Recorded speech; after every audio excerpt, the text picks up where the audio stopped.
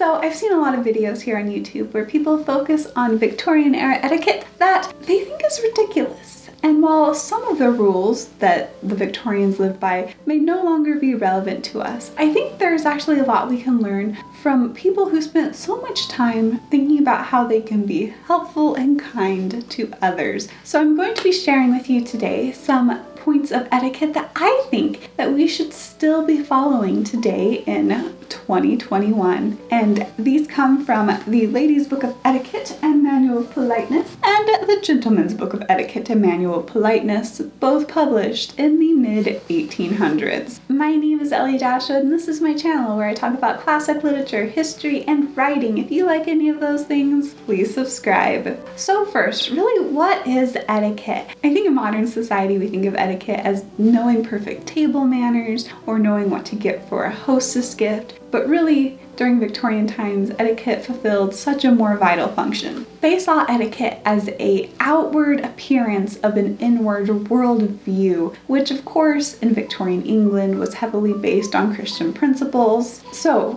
for example, politeness is based on real kindness of heart. It is founded upon love of the neighbor and a desire to be loved and to show love. It required consideration of the feelings of others and an endeavor to put everyone at ease and to show gentle and courtesy to everyone, no matter their station in life or whether you even considered them a friend or not. And while both of these guides acknowledge that the way true kindness of heart is shown varies depending on culture and time, really a lot of the things they suggest in these manuals are just as relevant to today as when they were written. So let's look at some of the main underlying principles I think that a lot of these etiquette rules were based on, and look at some examples of those rules from these books. The first one is this basic idea of you should care about other people, which don't you think in 2021 we should still care about other people? So for example, on page 149 of the Ladies' Etiquette book, it tells us the way to make yourself pleasing to others is to show that you care for them. Thus, the first rule for a graceful manner is unselfish consideration of others. And I feel like that's really true. If you meet someone who really cares about you, don't you just kind of like them better? See, the Victorians knew what they were doing in life. And so a lot of the etiquette rules based off of these principles focus on one of two things. One is showing that people you care about them, and then two, avoiding doing anything that hurts them. So for example, here it says, many persons will, for the sake of appearing witty or smart, wound the feelings of another deeply. Avoid this. It is not only ill-bred, but cruel. And so essentially, don't make fun of your friends. I feel like that's something we see a lot in modern sitcoms. They're just so cruel and demeaning to really everybody, including people they're supposed to care about. So I also thought this one was applicable to all life. Avoid at all times mentioning subjects or incidents that can in any way disgust your hearers. Many persons will enter into the details of sickness, which should be mentioned only when absolutely necessary, or describe the most revolting scenes before a room full of people, or even at the table. Others speak of vermin, noxious plants, or instances of uncleanliness. All such conversations or allusion is excessively ill-bred. So, don't be talking about gross stuff at the dinner table is what the Victorians were trying to say. My cat has come to visit us. Do you want to say hi to the people again? Come here. Come here. Yes, this is my cat. He just wanted to say hi. So since my cat is deciding to interrupt this video, let me take a moment to talk about Abebooks. Yes, this is an ad for Abebooks. I got both of these book editions of the etiquette guides off of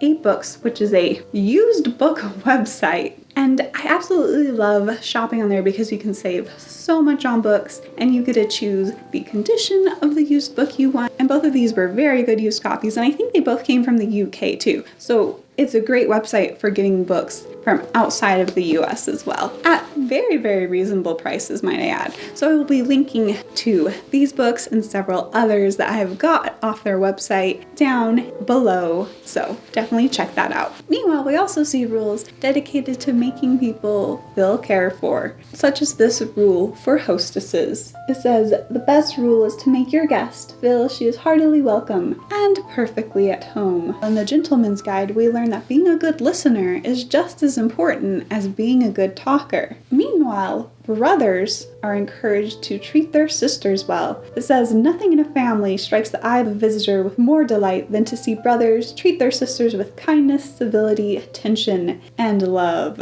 So, all you brothers out there have a lot to live up to from the Gentleman's Book of Etiquette and Manual of Politeness. But really, be nice to your siblings and don't be rude to people or talk about gross stuff at the dinner table. I think are all pretty good things we should still be doing today. The other concept is that by bettering yourself, you're really helping other people because you're becoming a better companion for them. For example, in the Ladies' Guide, they are encouraged to take up reading serious literature so that they can have interesting conversations with others on a variety of topics. Meanwhile, the Gentleman's Guide says this on the topic of swimming. It says, it is a desirable accomplishment to be able to swim in a suit of clothes. This may be practiced by good swimmers, cautiously at first, in comparatively shallow water, and afterwards in deeper places. Occasions may frequently occur where it may be necessary to plunge into the water to save a drowning person, or the lack of time or the presence of ladies would preclude all possibility of removing clothes. So basically, men needed to practice swimming fully clothed in case they needed to save a drowning person. So, I mean, that's very helpful to others if you're drowning. For some reason, that just reminded me of the part in Titanic when she's gonna jump off the back of the ship and he starts taking off his shoes, and then later the guy's like, interesting. The young lady slipped so suddenly and you still had time to remove your jacket and your shoes. see, he needed to practice swimming fully clothed, and that would not have been a problem. The third interesting principle that underlied a lot of this etiquette is that you should make life choices wisely and think things through. For example, I found the chapters in the Ladies' Guide about marriage very, very interesting. And it goes into what you want to look for in a husband is good qualities. And it cautions against hasty engagements because you can't really get to know someone in a short period of time who they deeply are, which I think is still good advice. And I was kind of surprised that it came from a Victorian etiquette book. But again, I feel like people often portray people in the past in this very negative light, like they didn't know what they were doing. But often they were a lot more on top of things than we can give them credit for. Meanwhile, too, on the topic of fashion, it was encouraged that a lady wear something that is becoming to her, not just because it's fashionable. AKA, if neon green is in fashion, but you look awful in neon green,